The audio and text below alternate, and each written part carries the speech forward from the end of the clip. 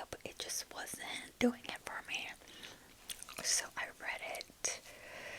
After listening to it halfway, I read the rest, and I feel like I enjoyed it more in the physical format, but still kind of overall, I thought it was a bit overhyped, and I was thinking, is it just because I'm not a huge fan of contemporary YA? But then I also thought of Sadie, the book Sadie by Courtney Summers, which has a very similar premise and also follows a teenage girl. That book is so good, and I love that one. So I don't necessarily think the genre was the problem. I think I just didn't really vibe with this one. I didn't like the main character. Well, okay, maybe dislike is too strong. I just was indifferent about her, and she was a little bit annoying. Kind of mixed in with the murder mystery was her struggles of applying to college and early admission to Columbia. Oh. And her personal statement, and it's I was who cares? And yeah, I don't know, I just thought the dialogue was a bit cringe. The whole thing, the plot was kind of unrealistic. This girl is just doing a high school project, and yet all of these people are telling her things that they never told the police and stuff. I don't know, I just didn't end up loving the book. I thought it was okay, So, yeah. Okay. Then, the next book I read, hold on 1 second, check something on my Kindle.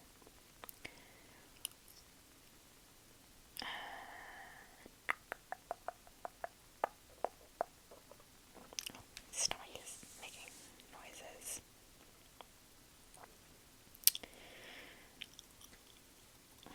Okay. Next book I read was The Reformatory by Tanana Reeve Dew. The Reformatory. I gave this book 5 stars. I loved it. I look at all these accolades. I know it was really, really big. Okay, yeah, in 2023, I remember hearing about it. And it is about so it takes place in the Jim Crow South. And it's about a boy named Robbie who's 12, and he gets sentenced to, he kicks, Robbie is a 12-year-old black kid, and he kicks a white boy, and then so he gets sentenced to 6 months at the Gracetown School for Boys, which is a reformatory school, but it is basically a prison for these boys. And so he had kicked the son of this big important guy in town because he was defending his older sister, Gloria. And this Gracetown School for Boys is based on the real-life Dozier School for Boys, which was in Florida, and they found many decades later, they found unmarked mass graves,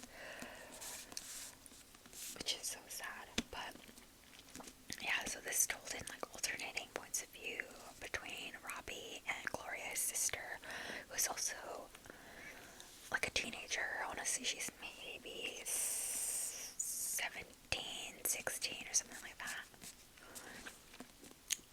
So yeah, in the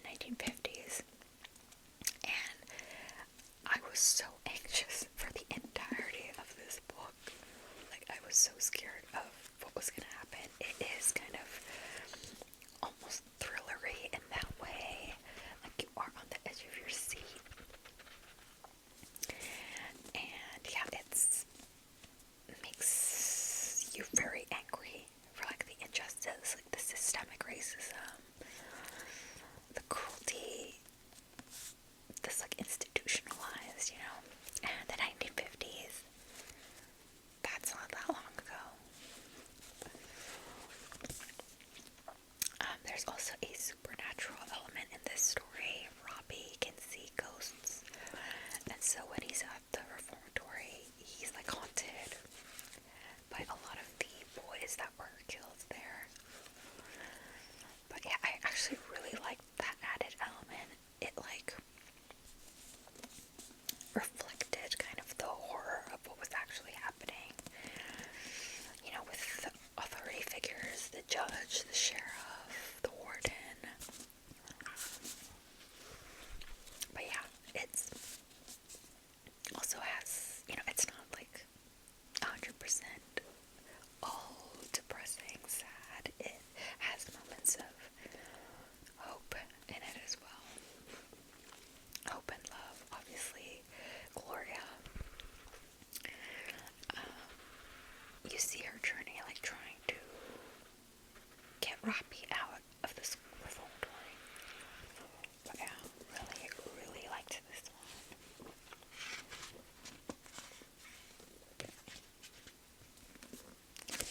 Did not redo. Okay. Then I read A Lady Would Know Better by Emma Theriault. I don't know if I said that right, but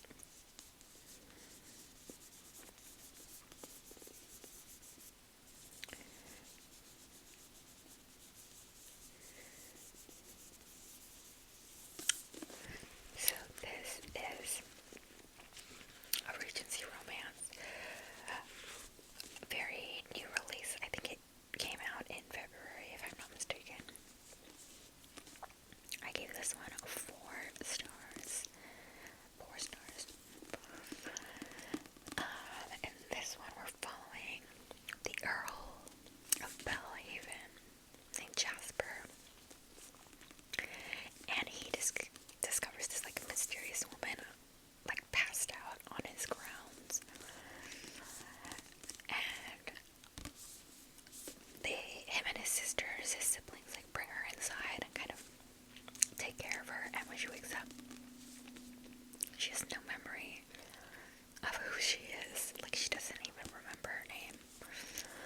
And so it is about her trying to uncover her past, but then also obviously like growing attracted to each other. This one, I will say, was not as lighthearted as some of the other Regency romances I read. I feel like for the most part,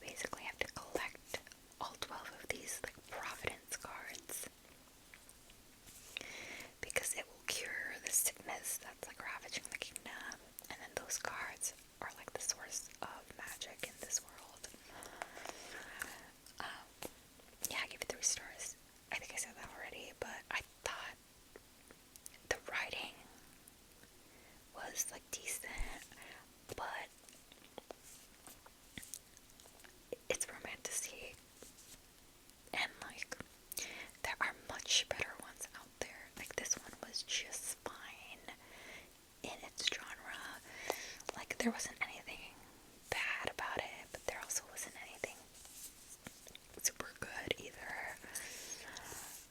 It just didn't feel very original.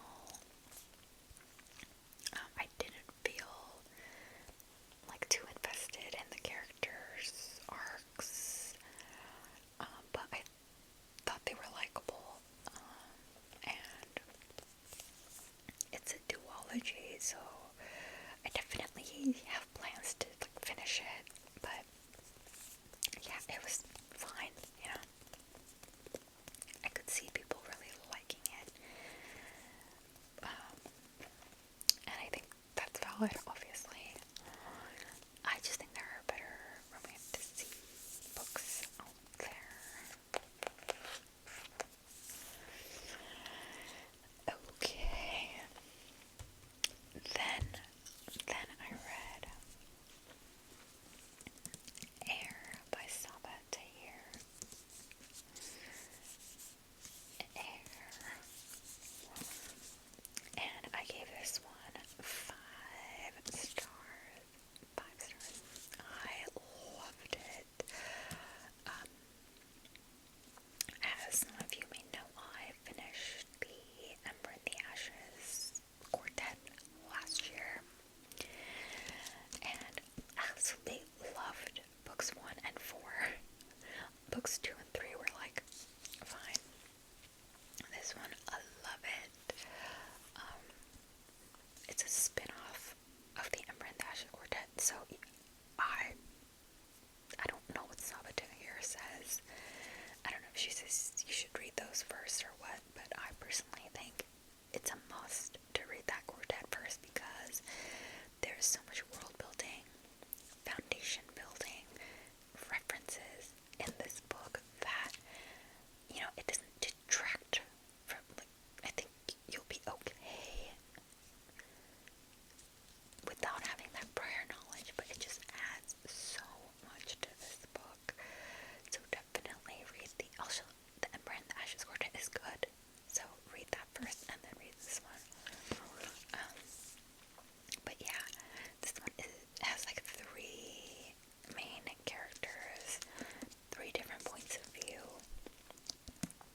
and then all 3 of them are kind of like spread out, and then, you know, it starts to intersect. And so one, we have Hazel. She like grew up in the slums, and her journey is kind of fueled by vengeance. Then we have Saoirse. She's like a magical tracker who's been banished from her people, and she kind of gets caught up in this. She gets hired to hunt down this killer. And then we have Quill. He is the crown prince of the empire, and he's actually the nephew of one of the main characters in Ember in the Ashes. So he's kind of grappling with his duties and responsibilities as a prince versus, you know, his own values, his own wishes and desires. And yeah, this plot is like jam-packed. There were so many like unexpected things that happened that like I had to close the book and walk away. Every twist made me like question everything that I thought I knew. I also loved like getting to read from those 3 characters' perspectives. You know, they all have their own like emotional baggage and difficult choices they have to make, and I was so invested. And this also is supposed to be just a duology. The ending is crazy. Like, I literally cannot wait for the next one. It's definitely not coming out this year, so hopefully 2026. Preferably early 2026.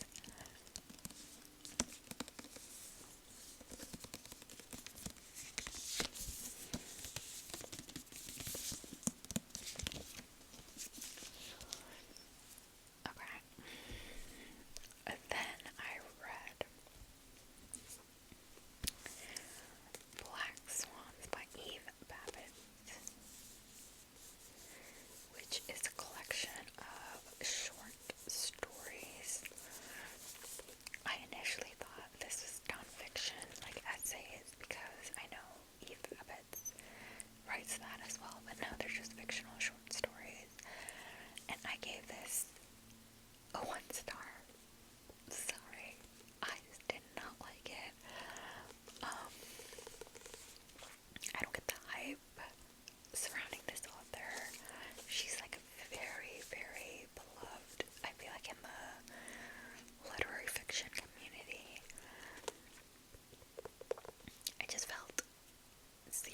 reaction to any of the stories. Maybe there was like one that was okay. And I don't know, she gets compared to Joan Didion a lot. Like all the time. And I've read one Joan Didion, which I thought was okay. I liked it better than this for sure. I don't know.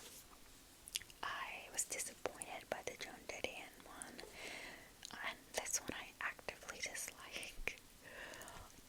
I thought this was gonna give me like the feelings that Just Kids by Patti Smith did, but you know, instead of New York like Patti Smith, I thought this would be like an LA version, but no, I just found it to be completely meaningless. So, props to those who like it. It wasn't for me. It wasn't for me. Okay. Then I read Hazel Thorn. I'll insert a picture of the actual cover. I also will hold it like that so it's not super reflective. But Hazel Thorn by C.G. Drews, who wrote Don't Let the Forest In, which I read last year and really liked. This one is a NetGalley copy, so it comes out in October, and I gave this 4 stars. Really, I think I've Don't Let the Forest In 4 stars as well. But it's really good. I like it. It has the same eerie gothic vibes.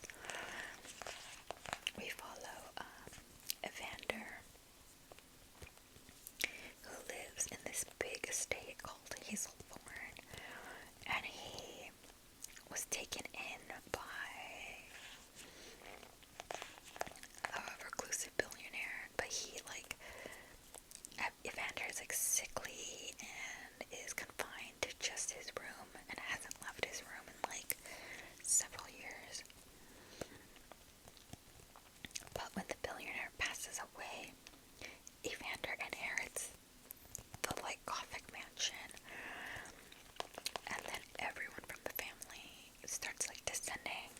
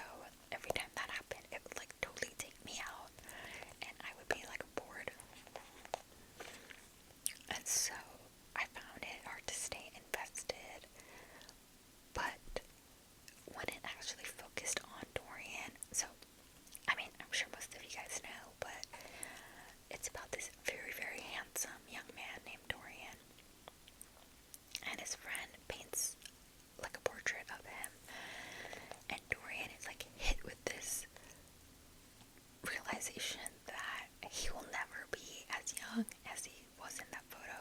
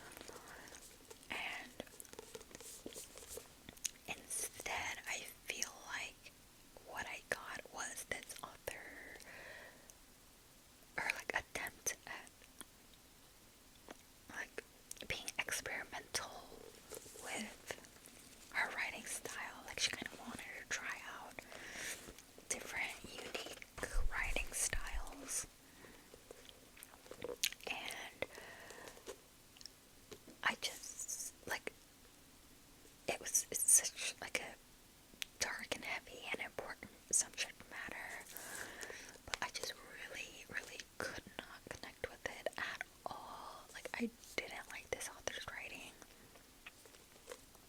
I struggled to stay, like, I almost DNF'd it. Nothing resonated with me in the way that, like, I wanted it to, and I feel like it just didn't deliver on what I thought the story was gonna be.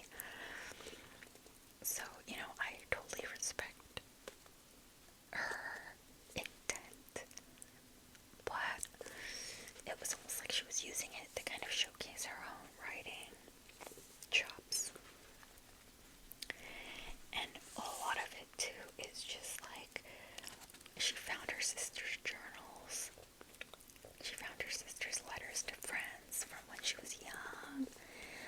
Like, things that had nothing to do with her murder or anything. And it didn't even really paint a good picture of her sister either, because we don't know the context of, like, oh, she's 13 years old writing a letter to her friend about school, but, like, we don't know anything about, like, where her sister is in that point in her life, or, like, how she knows this friend. Is this friend connected to, like, her later on in life, in college, around when she was murdered? Like, no, they're just random snippets. She'll post, like, she talks about, oh, my sister had such good handwriting, she would practice writing all the time. It almost felt like she didn't really know her sister. Like, I was getting the sense that maybe they weren't that close, because it really sounded like she just, maybe she didn't delve more into it because she just she didn't know her sister well. And then on top of that, 30 years have gone by, you know. So yeah, sad to say that I was not a fan of this one. Okay. And then, next book I read after that was Freshwater for Flowers by Valerie Perrin. Originally written in French, translated by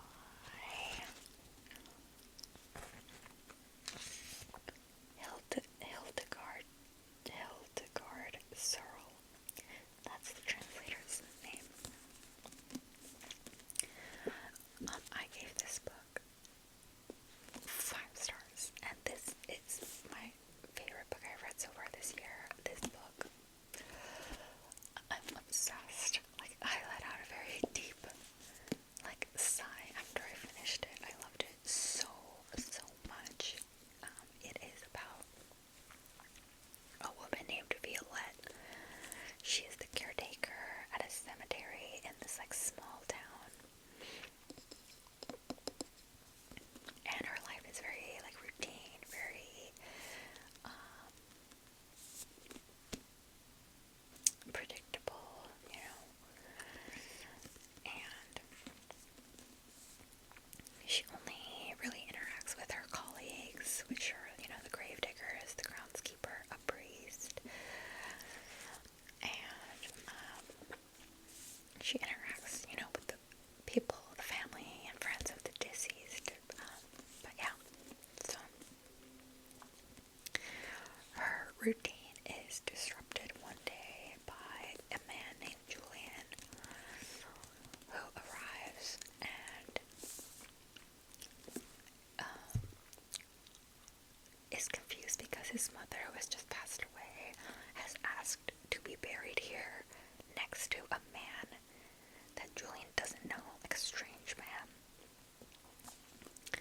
And so that kind of is the start of, I guess, the main plot of the story, but it's not really a story with the plot. It goes back and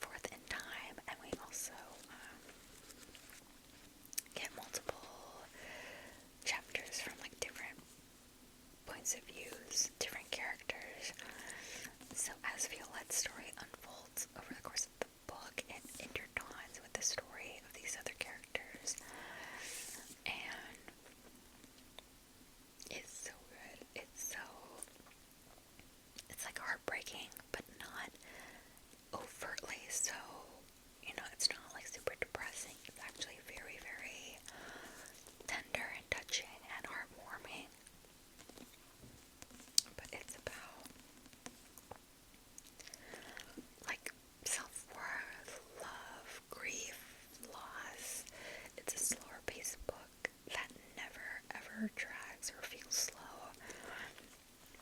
You just really get to know Violette like on an intimate level, and I loved it. I was halfway through this book when I purchased her other two books, like Valerie Perrin's other two books, and I cannot wait to read them.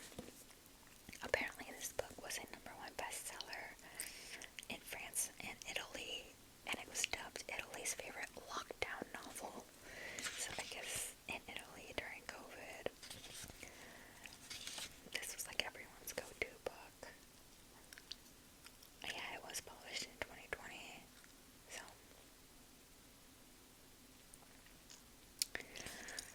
yeah, when I was purchasing the other two books, I got a different version of this, because reader problems, okay, the other versions, or the other two books matched the other version of this book, so I was like, I have to get the other one. Also, the other one is cuter, in my opinion. This one looks like it was made on Canva. But I'll insert a photo of the other cover. I don't know, let me know what you think. I liked the other cover a lot better. But yeah, I love it. And this, while I was reading it, I couldn't put my finger on what book or author it reminded me of, and I think I finally realized that it's Frederick Bachman. If you like Frederick Bachman, I think you would really, really like this book. And Frederick Bachman is one of my favorite authors of all time. So, yeah.